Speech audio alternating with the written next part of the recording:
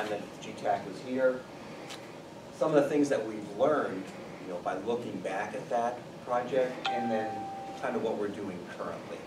So I think I'll kind of summarize, this is kind of, as I said, we gave this in February. I think Dave Adams, after we're done, will give you a more current update of where we are now. So let's go into this and talk about the resource. Again, you know this, but the national audience didn't.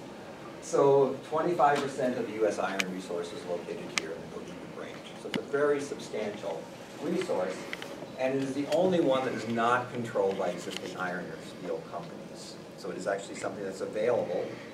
And unlike the checkerboard ownership that we often struggle with on the Wasabi Iron Range, there's basically only 2 landowners and mineral owners here. So again, from someone coming in, this is nice because you only have 2 parties to negotiate with. So let's talk about the history. LaPointe Iron was the very first Wisconsin corporation, founded in 1858. Mining began here in this region about 1880s on the Gogebic, and that's primarily the natural, or what we call red ore. But there was interest in the taconite or magnetite in as early as 1920s.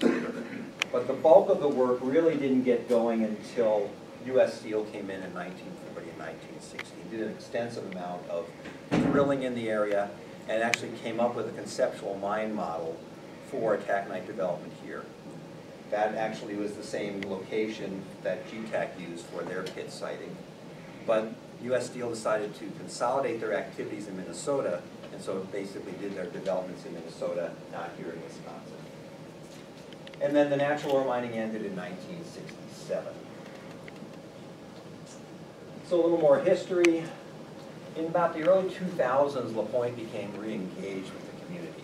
I think land use planning was being done. They wanted to make sure that the value of this resource was made clear to everyone as you started to develop the land use and zoning plans.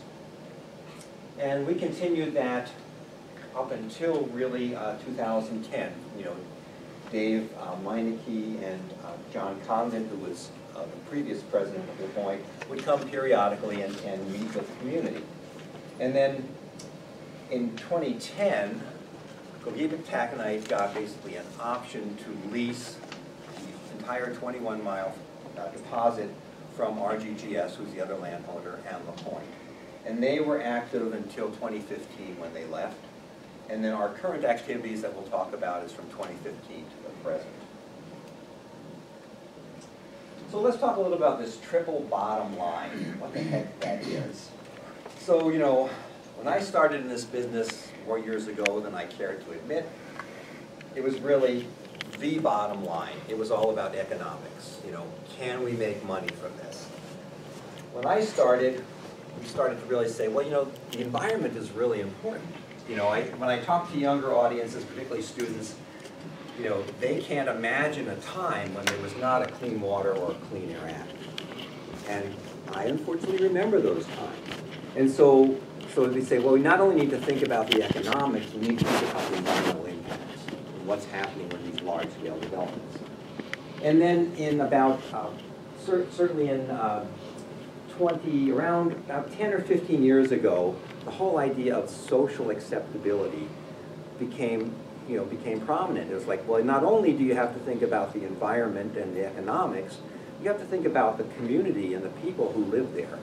A lot of this kind of grew out of some work that companies were doing with some of the indigenous peoples in various parts of the world, but it's important no matter where you are.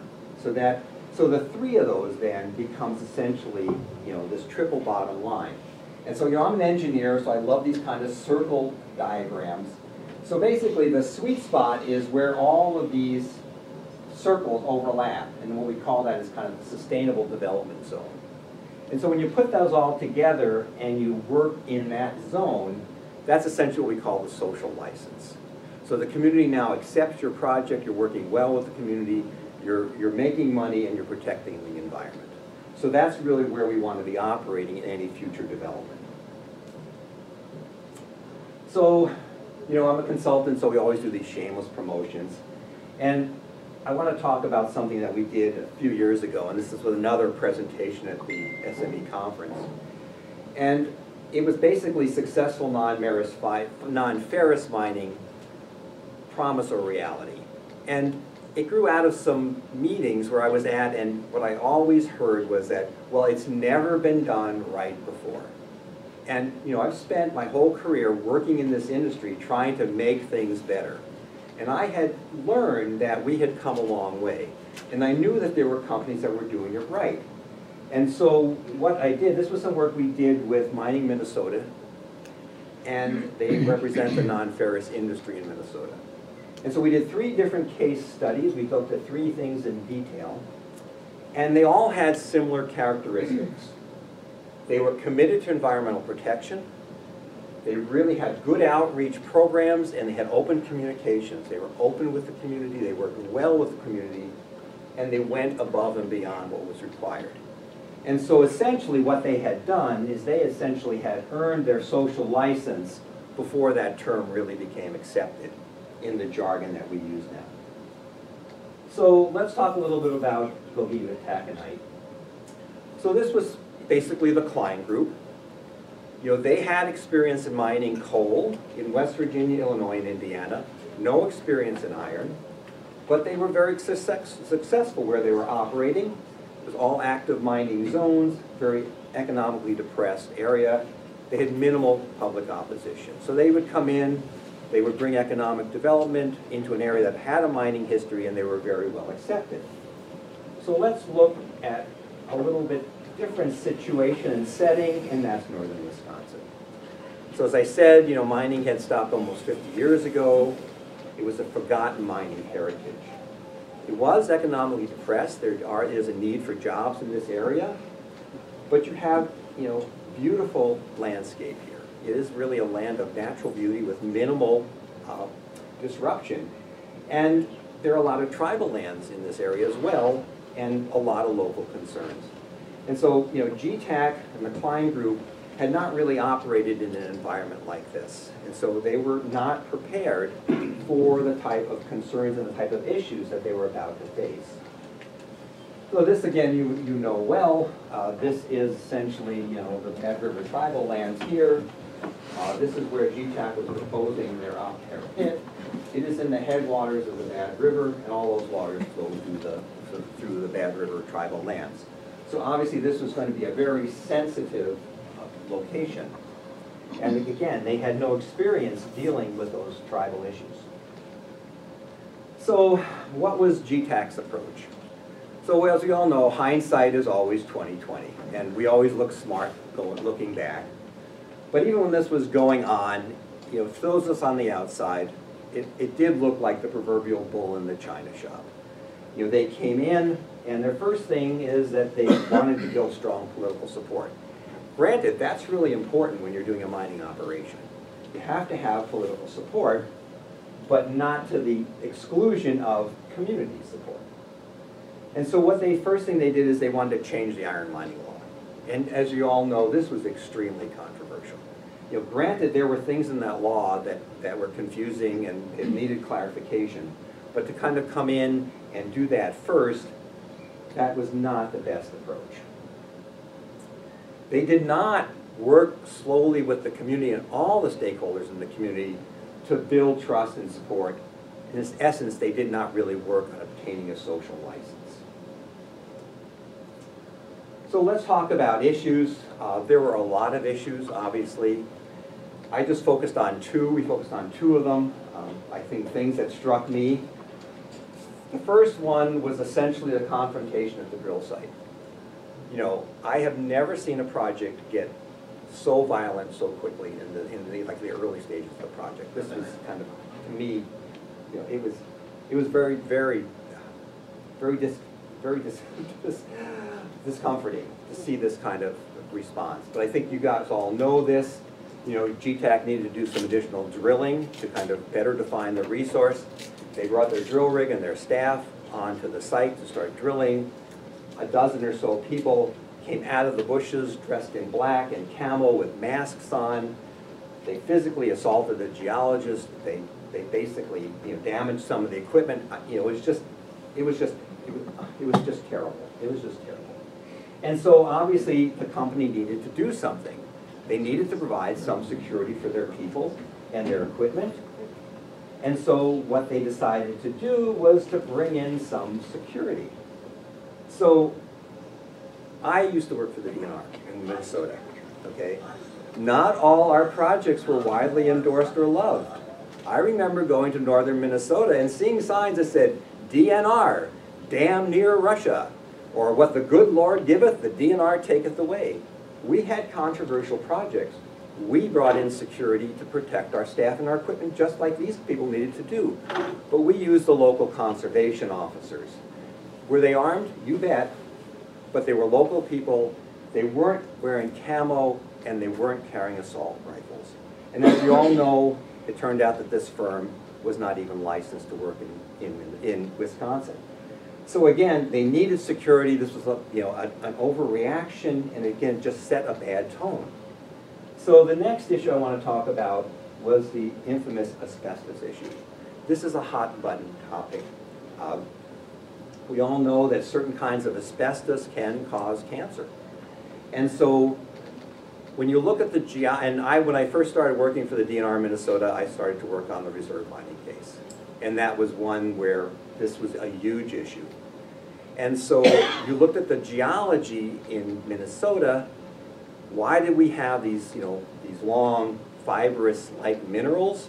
It was because there was essentially an igneous intrusion. The Duluth complex intruded into the LaPointe Iron Formation. That heat and pressure led to conditions that would, facilitate the formation of these fibrous minerals. You move over here to Wisconsin. There's the Mellon intrusion into the Gogebic Iron Range. You'd expect maybe you'd see the similar thing. So the geology was right, mineralogy is right, what do we expect to see here? So the question was raised, do we think we're going to have these kinds of fibrous minerals here in this deposit? As I said, they're present in Minnesota. We expected they might be here. And so this was a quote from GTAC. That was from Bill Williams. So basically, they did some work. They said that there's no asbestos here. Asbestos. This gets to really. There's a lot of terminology here. There's a lot of nuance. There is a legal definition of asbestos, which is just 6 minerals. But that does not mean that other types of minerals will not form these long particles, these long fibers. So whether he was saying, well, we don't have commercial asbestos here, I don't know. But it gave a certain level of certainty that there was nothing here. You did not need to worry about this. That was the bottom line message. And as we know, a DNR geologist walked onto the site, and as geologists are wont to do when they see interesting rocks, they pick them up, they look at them, they say, these are cool, I'm going to take this back and show them to my geologist friends, and they analyze them, and what did they find? They found that there was brunerite, which is an amphibole. It was present in these long kind of fibrous habitats, and so then we started seeing information on social media and in the news, basically that, again, asbestos-like material or asbestos fiber found in this. Again, I don't want to go into the definition of asbestos, but these long particles, which we now call elongated mineral particles, which is a general terminology for anything that's long and thin and could cause health impacts. So basically, any credibility or trust that GTAC had developed to this point, to me, basically went down the proverbial toilet. It was like, how can we trust these people? They essentially have lied to us about the asbestos. That was what I think, those of us on the outside looking at this situation said that this was just another terrible instance of not understanding, working with the community, not understanding the issues, not having to, just a lack of experience working in these kind of situations. The client group had never encountered this kind of stuff before. So what did we learn from this? Obviously that transparency is critical. And also that you cannot bring a mine model and a community model that was successful in a coal mining area that had a history of mining and was accepting of that kind of culture and drop it someplace in northern Wisconsin. So again, inexperience of GTAC, you have to work with all the stakeholders, not just those who support you, but those who oppose you. I mean, this is all, it's a community effort. You have to work with everyone. You have to be transparent. Again, you have to be honest with people. You have to be open. If you don't know, say you don't know. If there's a possibility of something's going to be wrong, you have to investigate it. And basically, you have to earn your social license. I mean, I think that's what we're seeing with all these new mineral developments. The successful ones earn that social license and can be very successful. So when they left, I mean, this is what it looked like to those of us on the outside. It was basically, all the bridges that LaPointe had worked so hard to create seemed to be disintegrating as GTAC left. So since they left, what LaPointe's efforts have been really is to try to relaunch our outreach efforts and start to work again with the community. So we're trying to rebuild trust. And the other thing that we really want to do is we want to develop sound scientific data. Because what we saw in this process was that there was a lot of misinformation, partial information that started to be distributed in the news and particularly on social media. And so we decided that what we really need is we need good sound data. We can make good decisions, we can work with the community, we can protect the environment, we can operate economically, but that all requires good sound data. And so we want to make decisions in the future based on science and not fear. So what we've been doing then is a series of cooperative projects, and this is just a list of them. Obviously, the first thing on the list is the amphiboles in the iron formation. This is the mineral that ruderites in this class. This has those long, thin, fiber-like minerals. And what we wanted to do is we worked with someone impartial like USGS. USGS essentially has done some work looking at the presence of amphiboles and their habit, or what they look like. Are they big chunks or are they long fibers? That report should be out, their data summary should be out by the end of the year. We expected it sooner, but they're going to be releasing that. They've done some presentations at various conferences. We are going to do a presentation at next year's SME conference about summarizing their work. We're also working with, during the time when people were looking at these amphiboles, Tom Fitz at Northland College was looking at some of those rocks. He also looked at some of the soil. He found some of these long fibers, again, in soil samples. So we're working with him on kind of a pilot project where he's looking at different soils and seeing if he can find, amphiboles and what those amphiboles look like in those soil samples. That project is ongoing. Another thing we did in cooperation with USGS, which is not really related to the development of any kind of resource here, but it's really an interesting study. And this is the Sudbury Jet study. The big meteor crashed in Sudbury.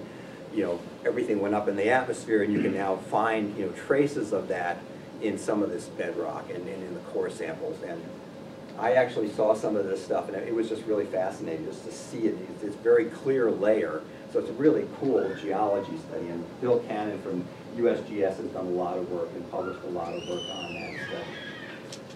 So the other thing we're doing is some water quality work, cooperative studies related to water quality. So like another first one is, again, working with USGS on essentially looking at the potential waste from this iron mine. So it's an open pit. Open pits have a fair amount of large waste rock stockpiles. You need to know how that rock is going to react when you put it out in the environment. And so some of the waste rock has been identified to have sulfide minerals. And these are the minerals that are unstable when brought up and exposed to air. So these are the minerals that basically produce what we call acid mine drainage or acid rock drainage. And that problem is prevalent around the entire Earth. When these minerals are present, if they're present in too high quantities and are not properly managed, they can produce acid water. That's the infamous, if you've all seen these pictures of red water, dead streams, this is the stuff, and these are the minerals that cause that. So you need to know, if you have them, how much do you have and how do they react? Will they actually produce this acid quality, water quality, or is there enough natural buffering capacity like calcium carbonate, or like when we have excess stomach acid, we take Tums, that's basically calcium carbonate, and that neutralizes the acid. So if you have enough of the calcium carbonate or buffering, you don't get acid release. So it's kind of like a kind of the old teeter-totter. If you have enough, if you have excess sulfide minerals, you get acid water. If you have excess carbonate or Tums, you get neutral water. So there still can be other things released in that neutral water, so you still have to test that. And so USGS is running some humidity cells to look at, how might this material, react when it's put on the surface. So again, and they've been running those cells for about they're approaching their full second year now. And then the other thing that we're doing, and I think most of you know this because it is a project that we're doing with Iron County and Wisconsin DNR, it's looking at the baseline water quality. Because that's the other thing. I mean, you guys have amazing water resources up here. A lot of the streams out here are outstanding resource value waters. They're very high quality. You need to know what's in those streams before you have any kind of development, whether it's a mineral development, whether it's a CAFO. You want to know what do you have now so you can protect it. And so we're just finishing up our second full year of data collection here in Iron County. All that data goes directly from the labs into the Wisconsin public database, which is the SWIM system. So anyone essentially can get that data off that system. Although I found that although it is a publicly available data system, it is not particularly user-friendly. So, but the people at DNR and the health department have been great at helping me get that data off. Oops. And with that, I think that's basically it. So if there are any specific questions, I'll be happy to try to answer them. Just that RGG, one of the things, I know the United States Geological Society, what's the other one? Oh, RGGS, which is the other landowner here. Okay. Yeah, land and mineral owner. Okay. And they essentially purchased the U.S. Steel interests back, I think, in around early 2000? 2000, okay, yeah. So that's who they are. Yeah. I'm sorry, I missed your introduction. Could you tell us who you are again, please? Oh, I'm sorry. I'm Paul Eager, and I'm an environmental engineer with Global Minerals Engineering. Thank you. Other questions? Why didn't you bring RGGS's core samples with you so you could show the people exactly what's in the mountain? Where's the bulk sampling data so you could talk a little bit more specifically about the sulfide mineral deposits and the asbestos? Okay, so they want to out in the truck. Oh, okay. Probably got asbestos. Probably would be safe to bring in here though. So it's again, it's really when it's in it's the fine fibers that we breathe that really become the issue.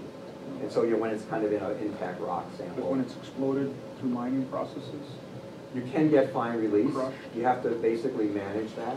So I think that's the way that a lot of it's a way you manage the material. Or crushed into bulk sample and hauled through your communities in trucks that are leaking and getting rained on and things like that. Well, I think now we've had experience with that already.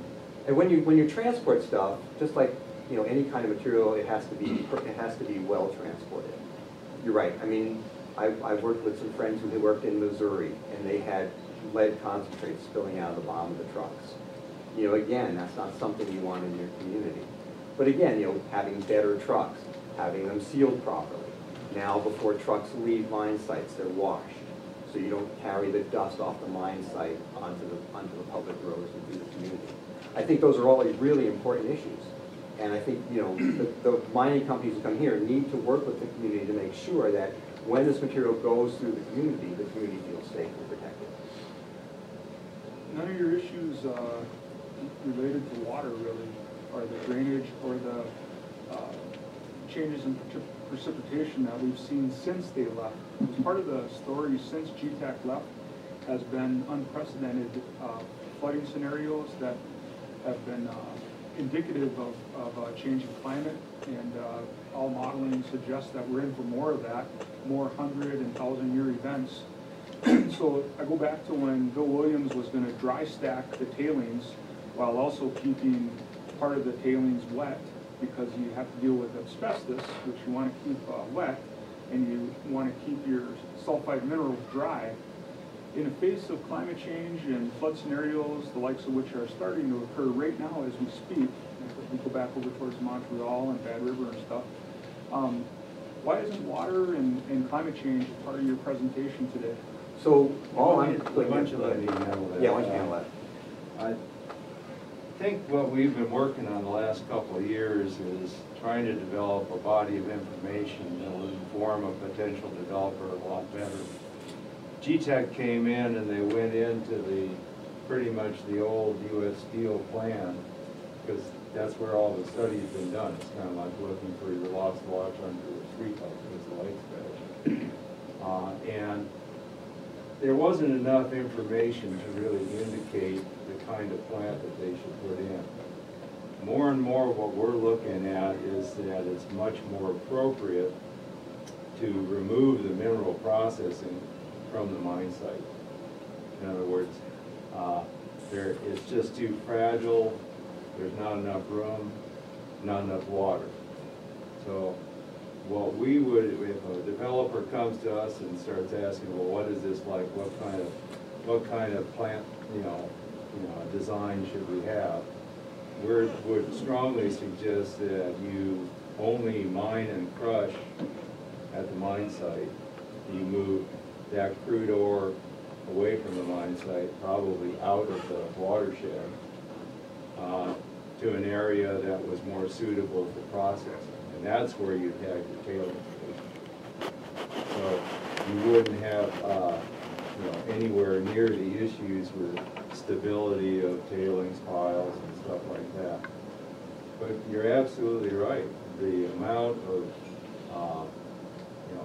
almost catastrophic flooding that you've been seeing here is something that would absolutely have to be taken into consideration. Also, the amount of runoff that you would have, additional runoff you would have from your waste piles would have to be managed. In some places, for instance, the Eagle Mine, the entire site has a liner underneath it. And every bit of water that falls on that site gets collected and put through a totally state-of-the-art water purification system. And those are the kind of things that you want a potential developer to know at the outset, not come up with later. They need to know that going in. The other thing that we're doing is, originally we gave an option for the full 21 miles. Now that's not even something that would happen over in Minnesota. You don't have 21-mile mines. They're very much smaller. So we are kind of trying to characterize the resource so it breaks up into more like 4 potential mine sites. And 2, looks like 2 would be in Ashland County, 2 would be in Iron County. And then probably the area around Mount Whittlesey, because the geology is so complex, and we're not sure that would probably be developed last, if at all. But in other words, we're talking about 4 smaller mine sites, each one of which could probably run for 30 years. Remember, this is a very large deposit, it's not something small. And finally, the one thing we've learned, and one situation that has really changed since GTAC came in, is the fact that all the various municipalities have passed ordinances now. And that's a good thing, because we would probably require, as per usually an option agreement has certain benchmarks that every 2 years you have to have gotten to a certain point. And one of the earliest benchmarks that we would insist on in an option agreement would be that the mining companies start negotiating with the local community for the local agreement. As you know, state statutes allow municipalities, whether they're townships, counties, or cities, or tribes, to negotiate a local agreement with a mining company. And we strongly feel that that has to be done first. You know, so the first thing that a mining company would do would be send people in and start talking and start working, trying to find out exactly, you know, we're going to come to an agreement about how this is going to happen, or we're not. Instead of putting that last. And fortunately, because all these ordinances are in place, most companies won't have a choice. They have to start doing that. And that's what we would like to see. So, you know, what we've been working on is trying to come up with as much information about all the things that could possibly come up, whether it's, you know, Antipodes, whether it's acid mine drainage, so that it's all out front for the company and it's all out front for the public. In other words, we don't want anybody to be blindsided by things like that. So we've spent the last 2 years and a considerable amount of money trying to generate all the information so that everything's on the table and we can possibly do it. Because it's more fair for the company, it's more fair for the communities. Right now, to give you an idea, because you're going to ask, has any companies been asking questions or interested? Because everybody knows that it takes about 7 to 10 years to get a mine up and running, this is kind of a slow courtship. So people come and they ask a few questions and they go away. A lot of the reason things are up in the air is because nobody really knows what the market's going to be for pellets and iron in other forms. Partially that's, we got some tariffs in place now, well those can disappear right away. Over in Minnesota there's this big, it's a train wreck about the old SR project. You know, if that successfully comes online, you know, then there's another source of pellets that, and that might delay anybody's interest in the Gogebic. If for some reason that gets all, you know, kerfuffled, then, you know, then somebody might decide, okay, yeah, let's take a look at the Gogebic. But these things really develop slowly. We're almost the last to know when a company has decided, okay, let's do something.